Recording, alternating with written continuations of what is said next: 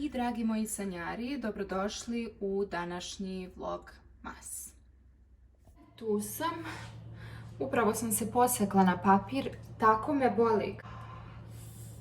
Raspremala sam njen školski pribor i ne znam kako posekla sam se na ivicu papira. Da vam pokažem šta sam spremala. Ovo je postni kolač premazan džemom. Daću vam bliži pogled.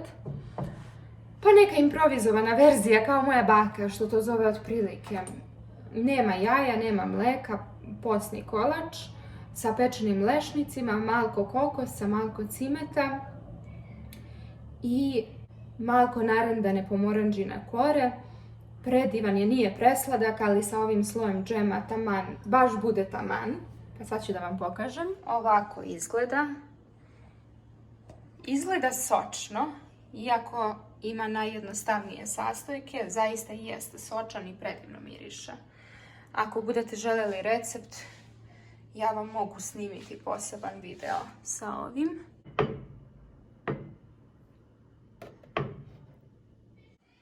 Skroz ok.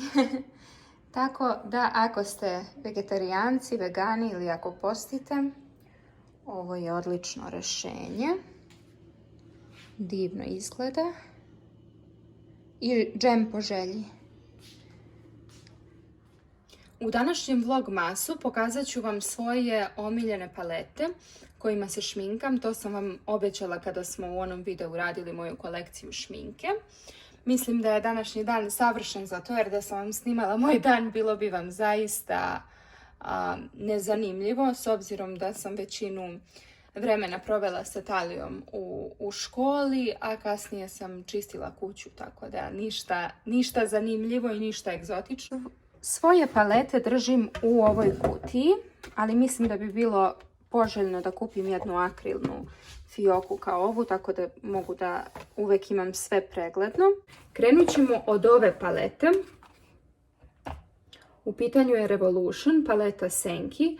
Inače, Revolution je brand koji pravi izuzetno kvalitetne senke, a toliko su pristupačni i mogu se naći svuda ovdje, ali mislim da mogu i u Srbiji da se nađu, jer sam viđala kod moje prijateljice koja je šminkerka, ona uvek ima njihove palete. Po veoma pristupačnoj ceni, potpuno zadovoljavajuće, čak i više od toga. Prvo dopao mi se izgled palete, obožavam animal print, tigrasto. Evo ovako izgleda. Svakodnevne nijanse. Mat i neke sa sedefom. Recimo ovu i ovu koristim svakodnevno, a Talija ovu i ovu zove rhunske. Zato što imaju malo glitera i sedefaste su, uglavnom su zemljani, neutralni tonovi. Mislim da preporučila bih vam, ukoliko imate gde da nađete ovaj brand i ukoliko su vam potrebne senke, ovu paletu, jer zaista je kombinacija boja veoma upotrebljiva. Druga senka, odlepila sam na ovo pakovanje i na ogledalo koje se vrti. Ovako izgleda. Ovako. Ove senke nisu mat, ne znam koliko to možete sad da vidite, evo ovako. I više su za noć, zbog crne teget mi je odlična.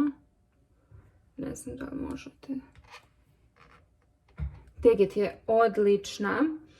Bela također i za smokey eyes, za crni smokey eyes ova paleta je odlična. Veoma je mala, praktična za nošenje. Došli smo do ove Dior palete Senki. Ovako izgleda, sve mi je sad ispalo. Što se tiče Dior Senki, nisam odlepila. Evidentno je da je to kvalitetna šminka, sve to stoji, ali jednostavno načinu šminkanja koji ja upražnjavam, ovo nekako ne prija. Ovo su tonovi više onako letnji, prolećni, žuta, boja kajsije, ovo je neka ciklama, zelena i bela. jako su providne na očima, dakle uopšte nisu onako izražajne i pigmentacija im je znatno slabija od ovih drugih paleta koje koristim, ali mislim da bi to recimo bila idealna paleta za moju majku ili za nekoga ko se brzo šminka, ko nema vremena da posveti blendanju, neko ko onako samo brzo nanese senku. Sa ovom ne može da pogreši, ne mislim da je za profesionalnu upotrebu, ali za svakodnevnu svakako verujem da je dobra. Ne koristim je često. By Terry, hologramsko pakovanje, tanka paleta, dobila sam je od svoje prijateljice. Negdje mi je četkica ispala, mislim da znam ko se sa ovim igrao, čim četkica fali. Ovako izgleda. Slabijeg pigmenta kao i Dior. Okolo su mat boje, a u sredini ista ta nijansa, samo sa glitterom. Mislim da je ovo odlično rješenje i da su odlična ideja, odlično su to osmislili, ali također providna, ne toliko pigmentisana i za, može se reći, svakodnevnu upotrebu proleće, leto. Onda dolazimo do ove NYX-ove palete o kojoj sam vam govorila. Mislim da je ovo bio neki limited edition. Ovako izgleda. Nema ogledalce, što mislim da je veliki propust kada je bilo koja paleta u pitanju. Tu su željeli da uštede, ali nisu uštedeli na formuli koja je izuzetna. Toliko su pigmentisane ove senke, toliko im je dobra formula, toliko su postojane, toliko su lake za nanošenje, razmazivanje, blendanje.